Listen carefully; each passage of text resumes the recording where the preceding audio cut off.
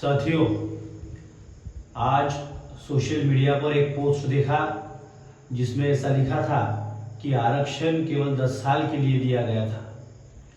और अगर आरक्षण केवल 10 साल के लिए दिया गया था तो पिछले 70 साल से यह आरक्षण हर साल क्यों बढ़ाया जा रहा है, हर 10 साल क्यों बढ़ाया जा रहा है।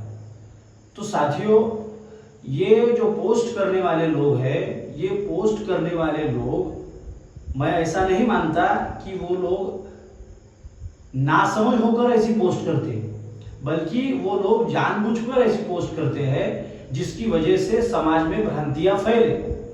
जैसे आरक्षण अगर 10 साल के लिए दिया गया था और पिछले 70 साल से अगर लगातार आरक्षण दिया जा रहा है तो इससे समाज में भ्रम फैलता है। तो आरक्षण 10 साल के लिए था तो बंद करना चाहिए था।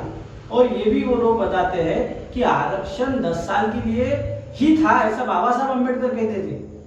मगर साथियों, सच कुछ और है। सच क्या है? तो आरक्षण केवल एक प्रकार का नहीं होता। आरक्षण में 3-4 प्रकार होते हैं। जैसे रिजर्वेशन इन पॉलिटिक्स होता है, रिजर्वेशन इन सर्विसेज होता है, रिजर्वेशन इन एजुकेशन होता है और रिजर्वेशन इन प्रमोशन होता है। तो इन सारी जगहों पर रिजर्वेशन है।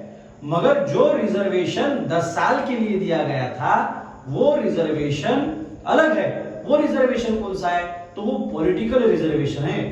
पॉलिटिकल रिजर्वेशन का एक्सटेंशन हर 10 साल के बाद किया जाना चाहिए या नहीं किया जाना चाहिए, इसका उस समय पर जो सरकार रहेगी वो सरकार और विरोधी पक्ष मिलकर इसके ऊपर डिस्कशन और डिबेट करेंगे और बाद में वो बिल एक्सटेंड करना है या नहीं करना है इसके ऊपर वो चर्चा करेंगे।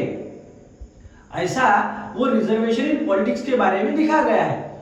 मगर जो शासक वर्ग में जो जातियां है वो लोग हमारे समाज में बार बार भ्रांतियां फैलाते हैं, सालों से भ्रांतियां फैलाते हैं कि बाबा साहब अम्बेडकर ने केवल 10 साल के लिए रिजर्वेशन दिया था और ये लोग पिछले 70-80 सालों से आरक्षण लूट रहे हैं, आरक्षण लूट रहे हैं। और जो मेरिट वाले बच्चे हैं उन मेरिट वाले बच्चों के मेरिट के ऊपर ये लोग कब्जा कर रहे हैं।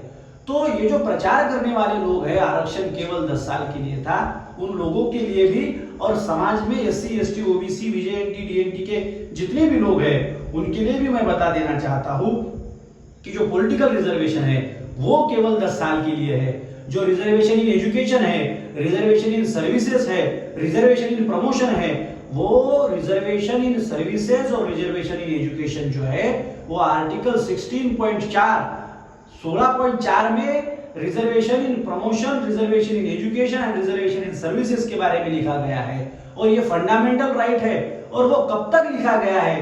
तो लिखा गया है reservation for those who is not adequately represented. जो लोग एडिक्वेटली रिप्रेजेंटेशन नहीं है जिन लोगों का, उनके लिए रिजर्वेशन इन सर्विसेज और रिजर्वेशन इन एजुकेशन है। और ये कब तक रहेगा? तो उसमें ही लिखा गया है कि जब तक इनकी एडिक्वेट संख्या, जितनी लोक संख्या है उतनी संख्या प्रशासन में भागीदारी नहीं रहेगी, तब तक इन लोगों को आरक्षण दिया जाए। तो मुझे ऐसा लगता है कि जो लोग भ्रम फैला रहे हैं और जो लोग हमारे भ्रमित होते हैं उनके लिए इस वीडियो के माध्यम से थोड़ी बहुत जानकारी मिलेगी और वो भ्रम थोड़ा बहुत दूर होने में मदद होगी। धन्यवाद।